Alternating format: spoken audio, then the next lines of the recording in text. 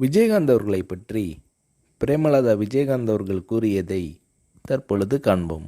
கல்யாணத்துக்கு முன்னே இவருடைய படங்கள் நிறைய பார்த்துருக்கேன். இவர்தான் கணவராக வருவார்னு நினச்சி கூட பார்க்கல.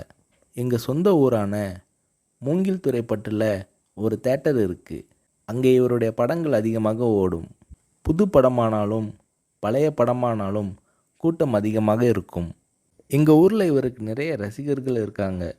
இவரது பிறந்த நாளில் நற்பணி செய்ய நான் கூட நிதி கொடுத்திருக்கிறேன். இவர்தான் என் வருங்கால கணவர்னு தெரிகிறதுக்கு முன் நடந்தது இது. என்னை பெண் பார்க்க வரும்போது சபரிமலைக்கு மாலை போட்டிருந்தார். ஒரு நடிகருக்குரிய பந்தாவே இல்லாமல் ரொம்ப சிம்பிளாக வேட்டி சட்டை போட்டு வந்திருந்தார். என்னை நேருக்கு நேராக கூட பார்க்கல.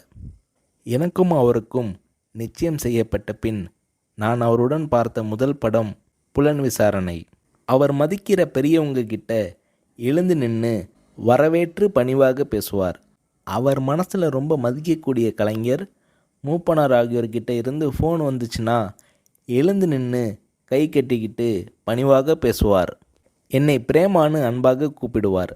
அன்பான கணவர், நல்ல பிள்ளைகள், ஒரு பெண்ணுக்கு இதைவிட பெருசாக என்ன வேணும் என பூரிக்கிறார் திருமதி பிரேமலதா விஜயகாந்த் அவர்கள்.